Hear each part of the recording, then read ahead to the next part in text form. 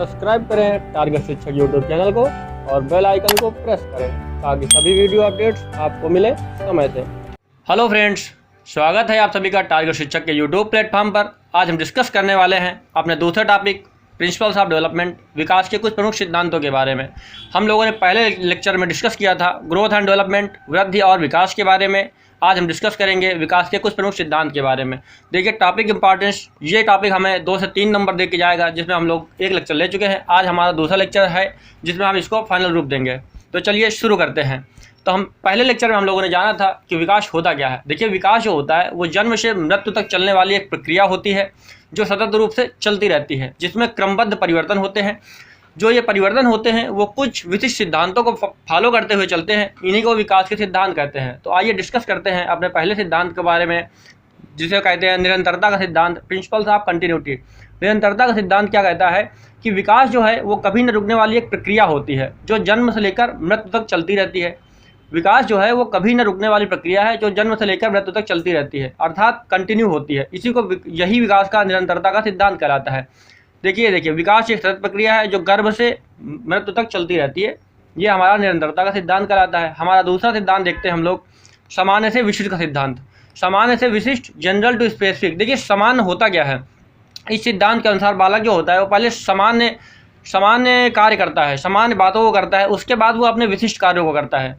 अर्थात बालक जब शुरुआत में होता है तो बालक शुरू में अपने पूरे शरीर को हिलाता है, पेट के बल खिसकता है। उसके बाद धीरे धीरे वो अपने हाथ पैरों को चलाना सीख जाता है। उसके बाद वो अपनी उंगलियों पे नियंत्रण स्थापित करता है। यही हमारा सामान्य से विशिष्ट का सिद्धांत है, जनरल टू स्पेसिफिक। देखिए इसमें यही बात हुई कि ये होल टू पार्ट चलता है, अर्थात पूरे शरीर से लेकर पार्ट किसी उंगलियों तक चलता है।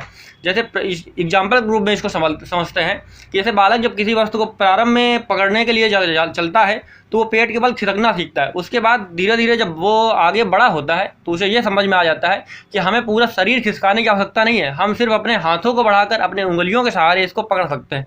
तो यही हमारा सामान्य से विशिष्ट का सिद्धांत कहता है। चलिए हमारा अगला जो सिद्धांत है वैयक्तिक विभिन्नता का सिद्धांत, प्रिंसिपल ऑफ इंडिविजुअल डिफरेंसेस। देखिए वैयक्तिक विभिन्नता का सिद्धांत क्या कहता है, प्रत्येक बालक अपने आप में विशिष्ट होता है और हर बालक में कुछ ना कुछ विभिन्नता पाई ही जाती है। ये उसकी प्रगति होती है। और ये विभिन्नता आती कहाँ से है, ये उसके वंशानुक्रम, जो उसके माता पिता से जीन्स मिले हैं, जो माता पिता से उसको गुण मिले हैं, ये उसके कारण होते हैं। और जिस इन्वायरमेंट में वो रह रहा होता है उस पर्यावरण के द्वारा भी उसमें विभिन्नता आती है। तो विभिन्नता का सिद्धांत यही कहता है कि प्रत्येक बच्चे में कुछ ना कुछ विभिन्नता होती है, जिसके कारण उसका विकास जो है वो कुछ ना कुछ अलग ढंग से होता है। ऐसा नहीं कि हर बच्चे का विकास एक ही ढंग से होगा। तो वैयक्तिक विभिन्नता का सिद्धांत यही कहता है। चलते हैं अपने नेक्स्ट सिद्धांत की ओर, जिसमें हम लोग जानेंगे निश्चित क्रम का सिद्धांत। निश्चित क्रम का सिद्धांत यह कहता है कि जो बालक का विकास है वो एक यूनिफॉर्म पैटर्न को अपनाते हुए चलता है। यूनिफॉर्म पैटर्न का अपनाते हुए क्या चलता है, इन द सेंस का मतलब इसका यह है कि कोई बालक किसी भी कंट्री का क्यों ना हो, कोई बालक किसी भी देश का क्यों ना हो, किसी भी प्रजाति का क्यों ना हो, अगर वो मानव का बच्चा है तो उसका जो विकसित होने का एक पैटर्न होगा वो सिमिलर होगा। एग्जाम्पल के रूप में इसको समझते हैं। जैसे जो हमारा बच्चा होता है सबसे पहले क्या होता है, वो खिसकना सीखता है। खिसकने के बाद फिर घुटने के बल चलना सीखता है और फिर चलने के बाद वो खड़ा होना सीखता है और फिर चलना सीखता है। तो ये निश्चित क्रम, देखिए खिसकने से लेकर चलने तक का उसका एक जो क्रम है वो निश्चित है। यही क्रम उसके विकास के हर पक्ष में लागू होता है। निश्चित क्रम का सिद्धांत यही कहता है कि जो बालक का विकास होता है वो एक निश्चित पैटर्न को फॉलो करते हुए चलता है। इसी को हम लोग निश्चित क्रम का सिद्धांत कहते हैं। अगला देखते हैं निश्चित दिशा का सिद्धांत। जो प्रिंसिपल ऑफ डायरेक्शन होता है वो क्या कहता है कि जो बालक का विकास होगा वो एक निश्चित दिशा को फॉलो करते हुए चलता है। अब निश्चित दिशा में देखिए 2 प्रकार की दिशाएं आती हैं। एक आपका जो होता है वो सिफेलोकार्डल सिरोन्मुखी विकास सिद्धांत है। सिरोन्मुखी क्या कहता है कि जो बालक का विकास होता है वो सिर से पैर की ओर होता है। देखिए सबसे इंपॉर्टेंट सिद्धांत, क्योंकि यहाँ से क्वेश्चन अक्सर पूछा गया है। सिरोन्मुखी सिद्धांत होता क्या है कि बालक का विकास जो होता है वो सिर से पैर की ओर होता है। सिर से पैर की ओर विकास होने का मतलब क्या है कि पहले बालक का सिर डेवलप होगा, उसके पश्चात बालक के पैर डेवलप होंगे। सबसे लास्ट में जो विकास होता है वो पैरों का होता है और सबसे पहले जो विकास होता है वो सिर का होता है।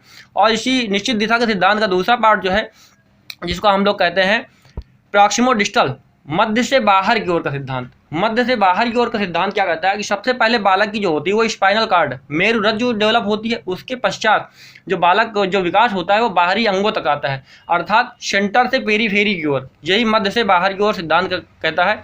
यही निश्चित दिशा का सिद्धांत है। निश्चित दिशा के सिद्धांत में दो पार्ट है। पहला पार्ट क्या आता है, सिरोन्मुखी का सिद्धांत, अर्थात जो विकास होता है वो सिर से पैर की ओर। सिर से पैर की ओर का तात्पर्य पहले सिर डेवलप होगा और सबसे बाद में पैर।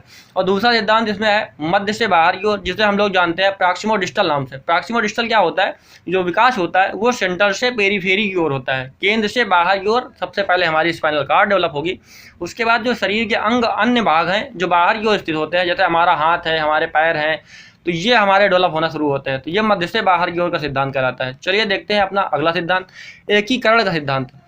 देखिए एकीकरण का सिद्धांत क्या कहता है कि जो बालक होता है, एकीकरण होता क्या है, एकीकरण का मतलब होता है कि कई सारे अंगों का एक साथ प्रयोग करना। हम लोग जानते कहते हैं ना, एकता में रहो। एकता का मतलब क्या होता है, कई लोगों को एक साथ मिलजुल कर रहना। तो वही जो हमारा होता है एकीकरण का सिद्धांत, प्रिंसिपल ऑफ इंटीग्रेशन। एकीकरण का सिद्धांत क्या कहता है कि हम जो बालक होता है उसका जो विकास होता है तो वो विभिन्न अंगों को एक साथ सुचारू रूप से चलाने में एवं उनके नियंत्रण में सक्षम हो जाता है।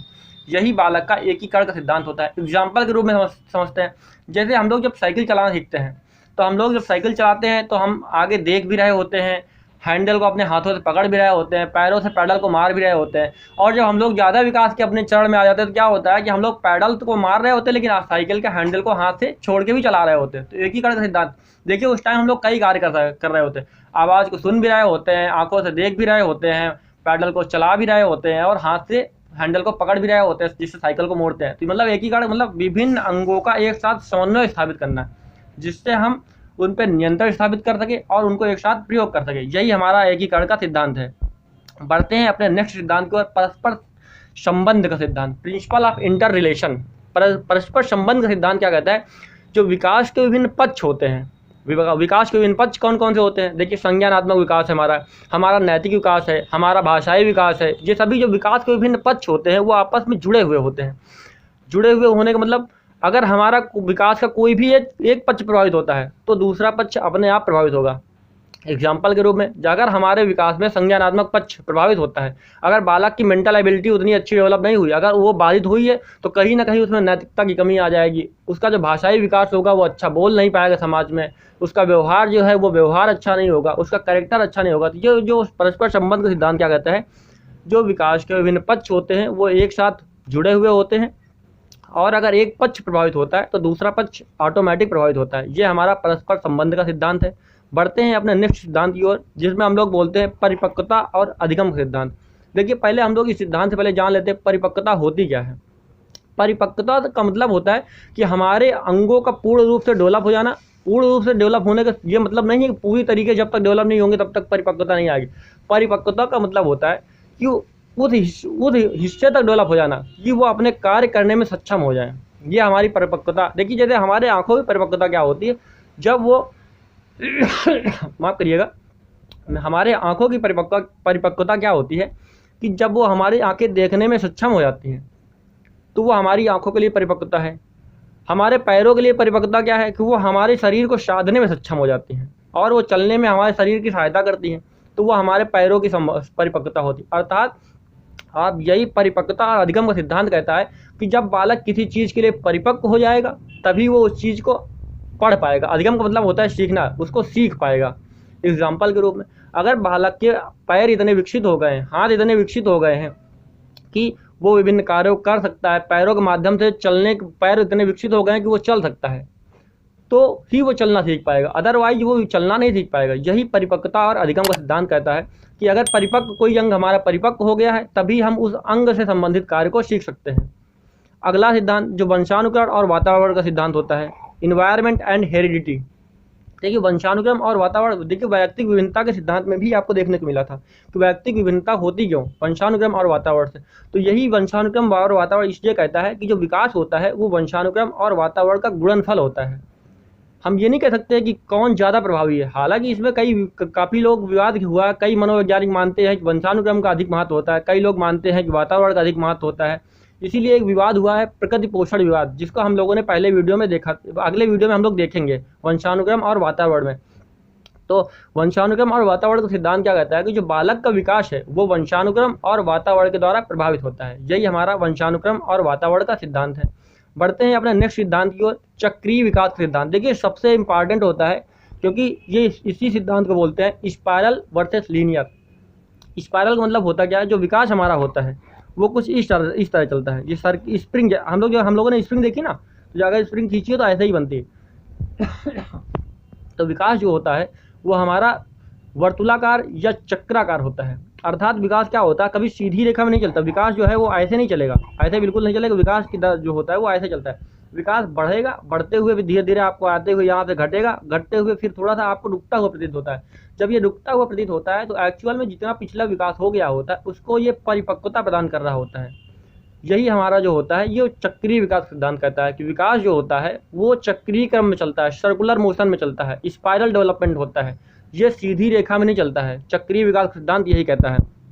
बढ़ते हैं अपने नेक्स्ट सिद्धांत की ओर, जो होता है वो भविष्य कथन या अनुमान सिद्धांत। देखिए भविष्य कथन, देखिए हम लोग जानते हैं, एक अपने एग्जाम्पल के रूप में हम लोगों ने बच्चों को देखा है। हमें पता होता है कि बच्चा जब पैदा हुआ है तो पहले उसके इस पक्ष का विकास होगा, पहले बच्चे का फिजिकल डेवलपमेंट कुछ हद तक होगा, फिर भाषाई विकास होगा। बच्चा पहले घुटने के बल चलना सीखेगा, फिर खड़ा होना सीखेगा, फिर खड़े होकर चलना सीखेगा। तो मतलब हम लोग जो बालक के विकास की है कुछ ना कुछ हद तक, पूरा एकदम सटीकता से तो नहीं, लेकिन कुछ हद तक हम उसका अनुमान लगा सकते हैं। जो बालक का विकास, अगर हम उसको ऐसा परिवेश प्रदान करेंगे तो उसका विकास ऐसा होगा। अगर उसको गलत संगत में रखेंगे, गलत वातावरण में रखा जाएगा तो उसका विकास जो होगा वो गलत तरीके से होगा। तो यही भविष्य कथन या अनुमान सिद्धांत कहता है कि जो हम हैं वो बालक के विकास को कुछ ना कुछ हद तक हम लोग उसका अनुमान लगा सकते हैं, डिसाइड कर सकते हैं कि बालक का विकास ऐसे होगा।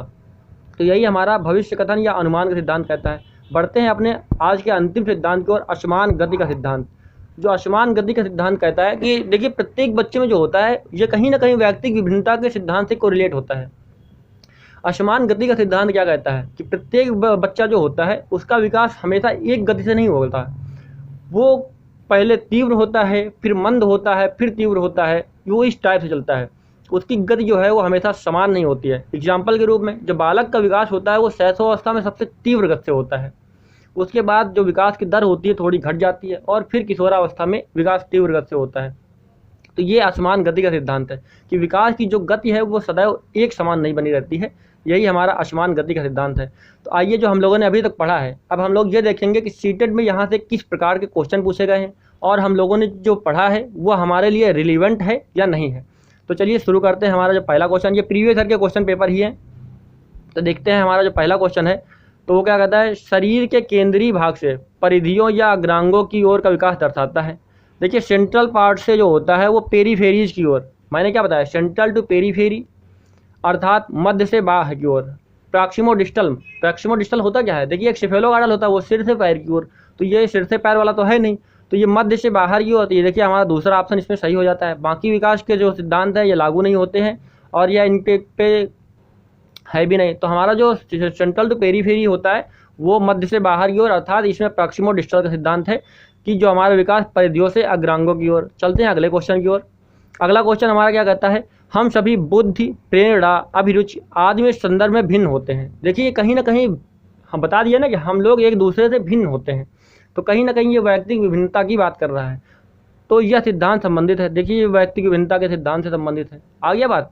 चलते हैं अगले क्वेश्चन की ओर। अपने विकास से की ओर बढ़ता है। देखिए यहाँ पे हालांकि इसमें आंसर लगा हुआ है, इसके लिए माफ़ी चाहेंगे, लेकिन विकास जो होता है वो सामान्य से विशिष्ट की ओर क्या होता है, मैंने क्या बताया, पहले जो बालक होता है वो पूरी बॉडी को मूव करता है, उसके बाद जो बालक है वो अपने अंगों पर कमांड करता है, अपनी उंगलियों को चलाना सीखता है। तो यही हमारा जो विकास है पहले सामान्य की ओर होता है, उसके बाद सामान्य से विशिष्ट की ओर। यही विकास का हमारा ये सिद्धांत है कि विकास सामान्य से विशिष्ट की ओर बढ़ता है। अगले क्वेश्चन की ओर चलते हैं। विकास का सिरा पदाभिमुख दिशा सिद्धांत व्याख्या करता है कि विकास इस प्रकार आगे बढ़ता है। देखिए सिरा पदाभिमुख, कहीं ना कहीं ये बोल रहा है स्टेफेलोकार्डल, सिर से पैर की ओर की बात कर रहा है। तो देख लेते हैं सामान्य से विशिष्ट कार्यों की ओर, बिल्कुल नहीं, पहला क्वेश्चन गलत। दूसरा चलते हैं विभिन्न से एकीकृत की ओर, बिल्कुल नहीं, सिर से पैर की ओर। ये देखिए हमारा मिल गया तीसरा, स्टेफेलोकार्डल सिरा पदाभिमुख। देखिए इसका अगर संविच्छेद करेंगे सिर और पैर, निकल गया ना, सिर और पद मतलब होता है पैर, तो सिर से पैर की ओर। तो ये हमारा तीसरा ऑप्शन इसका सही हो जाएगा। बढ़ते हैं अपने अगले क्वेश्चन की ओर। देखिए ये हमारा मिलान करने वाला क्वेश्चन है, जिसमें हमें आप मैचिंग करना है। देखिए मैचिंग करने वाले क्वेश्चन में क्या होता है कि ज़रूरी नहीं है हमें कि सारे विकल्प आ रहे होते हैं, लेकिन हम लोग यहाँ पे कभी कभी अपने क्या होते हैं चतुराई का प्रयोग करेंगे, बुद्धि का प्रयोग करेंगे। हम लोग यहाँ जब मिलाएंगे तो ऑप्शन भी चेक करते जाएंगे, हो सकता है कि हमें पूरा क्वेश्चन हल करने की ज़रूरत ही ना पड़े और हमारा क्वेश्चन हल हो जाए। देखिए पहला सिद्धांत क्या होता है, समीप से दूर का सिद्धांत। समीप से दूराभिमुख दिशा, अर्थात ये प्रॉक्सिमो डिस्टल की बात कर रहा है, शरीर के केंद्र भाग से बाएं भाग की ओर। तो ये देखिए हमारा ये मिल गया आपका, ये चौथा है। तो इसका मतलब पहले का चौथा, देखिए पहले का चौथा एक ऑप्शन में ही है, वो भी पहले ऑप्शन में, इसलिए हमारा पहला सही हो जाएगा। आगे हमें हल करने की ज़रूरत भी नहीं पड़ी, फिर भी हम लोग देख लेते हैं, इसको पूरा पढ़ लेते हैं। देखिए समीप से दूर का सिद्धांत जो होता है वो हमारा आ गया, शरीर से केंद्र की ओर सिद्धांत पहले का चौथा हम लोगों ने मिला लिया। सिरा पदाभिमुख दिशा, अभी पिछले क्वेश्चन में देखा तो सिर से पैर, तो दूसरे का दूसरा, देखिए बी में मैच कर रहा है। उसके बाद अंतर्वैयक्तिक, अंतर्वैयक्तिक देखिए अंतर्वैयक्तिक और अंतरावैयक्तिक, ये दो टर्म समझ लीजिए। अंतर्वैयक्तिक जब भी बोलेगा आपको तो ये तुलना मतलब दो बच्चों के या दो से अधिक बच्चों के बीच में हो रही है, और जब भी आपसे कहा जाएगा अंतरावैयक्तिक तो ये मतलब एक ही बच्चे में तुलना हो रही है। तो देख लीजिए अंतर्वैयक्तिक भिन्नताएं, तो अंतर्वैयक्तिक देखिए विभिन्न बच्चे अर्थात दो से अधिक हो गए, ये मिल गया हमारा पहले में। और उसके बाद अंतरावैयक्तिक, अंतरावैयक्तिक ये देखिए किसी अकेले बच्चे में, हमारा ये हो गया मिल गया, तो ये हमारा पहला विकल्प सही हो गया। तो ये रहा हमारे आज का कुछ क्वेश्चन पेपर। आज ये हमारा ये शेड्यूल डिस्कस कर लेते हैं जिससे आपको क्लासेस मिलती हैं। तो देखिए जो हमारा शेड्यूल है वो शाम को डेली 5 बजे आपको मंडे, वेडनेसडे और फ्राइडे को CDP क्लास मिलती है, और इसके अल्टरनेट डेज पर शाम को 5 बजे ही ट्यूसडे, थर्सडे और सैटरडे को आपको EVS की क्लासेस प्रोवाइड कराई जाती हैं। अगर आपको हमारा प्रयास अच्छा लगा हो तो वीडियो को लाइक करें, चैनल को हमसे जुड़ने के लिए चैनल को सब्सक्राइब करें। अगर आपके कोई सुझाव हो तो उसे कमेंट बॉक्स में अवश्य टाइप करें। वीडियो देखने के लिए धन्यवाद।